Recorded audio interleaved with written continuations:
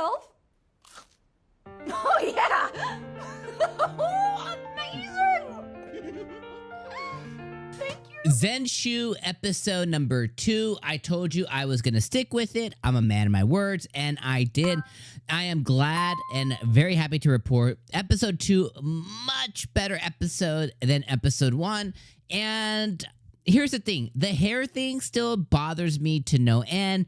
And also just the summoning of the desk bothers me to no end as well. But those two things aside, one, the desk thing we can't do anything about. That's just part of her powers, as it seems, as she's using her... I don't even know what the tool is that's called, but it's basically like that thing that a lot of manga artists end up using. There's like a specific tool that she uses to kind of like summon her powers and stuff. So there's just nothing we can do about that. That's just kind of how her powers work in this other world. So I'm just going to have to eat that one. But the hair thing is by the end of episode 2, the blonde dude finally was able to actually put her hair up for God's sake. Thank God that was able to happen, because that's been the most annoying thing the whole time. Just like, okay, I get that they're trying to make this, very unique, trying to make the character unique, but it's just annoying to no end that she's gonna have, instead of her hair back, that all of her hair is gonna be forward. Like, nobody in the entire world does that, and it's probably the most annoying thing I've ever seen in my life. But thankfully, the Braveheart blonde dude actually ties it up for her. So hopefully that's no longer a thing moving forward. Moving forward, I'm glad that I'm sure that the hair is still going to be a part of the animation and stuff, but the fact is it's no longer a reoccurring thing. At least I hope. Now this episode, I cannot speak today for the love of God.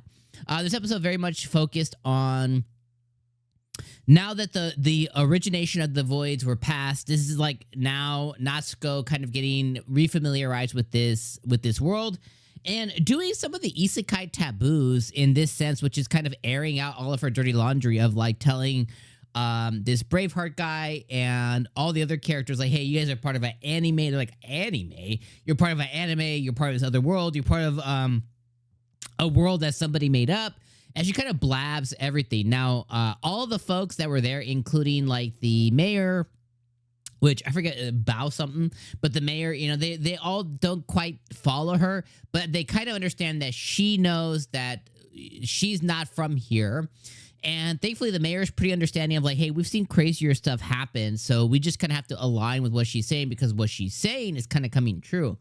So that I thought was a really, really interesting point. The other thing I really love is Natsuko and Braveheart kind of have this dialogue back and forth, and she's telling him like, hey, here's your profile, here's your height, your weight, your likes, your dislikes, you're allergic to girls, and he takes like a big offense. He's like, no, I'm not, blah, blah, blah, blah. And then later on, when the mayor goes to say, okay, Natsuko's gonna join your guys' crew, he's like, no, how dare she? She cannot, she's a woman. And she's like, dude, this is what we just talked about. And I thought that was a really, really funny moment. And I actually genuinely really laughed at that moment as well, too. She ends up joining the 9 heroes or whatever, as long as her prediction of these voids are going to come back down in 3 days, if that comes true. And then she just spends the rest of her time in town, and she meets one of the barkeep ladies, who ends up being a depiction of her boss. And her boss in the past world worked on this specific story before. So her boss ends up being a background character. So, she goes to go find out if she can get back to her city. She goes back to the place that she was teleported to. And then as she's in the city, she kind of finds out that, a lot of folks that she knows in the real world, because they worked on this story, are also depicted here. So that could be her entryway or, entry point back to figuring out how she's going to travel back. So just to kind of put a button on it, I want to say that this episode was much more interesting. I like seeing Natsuko explore the city. The comedic points that they kind of had here, her comedy with Braveheart and the dialogue that they had, I thought was really funny. I liked her interaction with Unio, whatever, the unicorn horse. I thought that was a really funny thing. I like when she's talking about like the whole like I'm a woman thing, and she was like the memo or whatever, the elf girl. She's like, she's a woman. She's like, well, she's different. I thought that was a funny dialogue. I like that she liked the mayor's muscles, because there's the mayor and then there's the bow lady or whatever. She's like the sea or whatever. I keep getting those two confused, but she liked the muscles that they had. I thought that was a funny moment.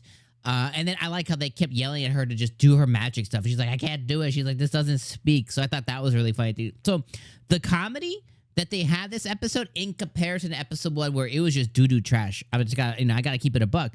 Was just a lot funnier and it hit a lot more. So overall, I think this episode was like an 8 out of 10. I really enjoyed my time. I was really entertained. And outside of the two things, first off, the summoning and her desk. I think the summoning is overdone, but I think it's gorgeous. I think it's just it's animated. It's beautiful the way it's animated. But the whole desk thing I think is really silly. And then the hair stuff just drives me nuts to no end. So those are kind of the two sticking points that just really drive me nuts. And then I guess the third one, and this isn't. I'm not mad at it or anything like that. I just think that when she does draw, and her drawings come to life, they're done in a different animated style. They're done basically they're done on like paper in the sky kind of thing. I don't necessarily how I feel about that.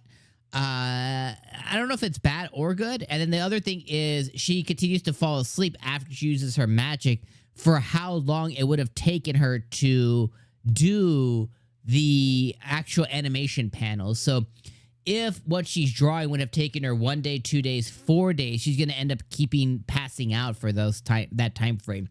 At least that's the precedence that they're setting. I don't know if that's going to hold to be true. Maybe her powers can,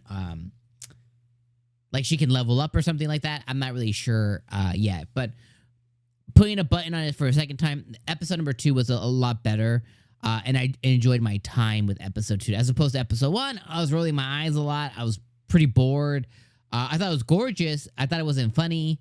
It just wasn't really doing it for me. But now that Natsuko's in the world and it's more focused on her being here, even the moment where she's standing outside of Braveheart's house, all drenched in in rain and stuff, and she looks like a villain or like a horror character. I was like, okay, that's funny.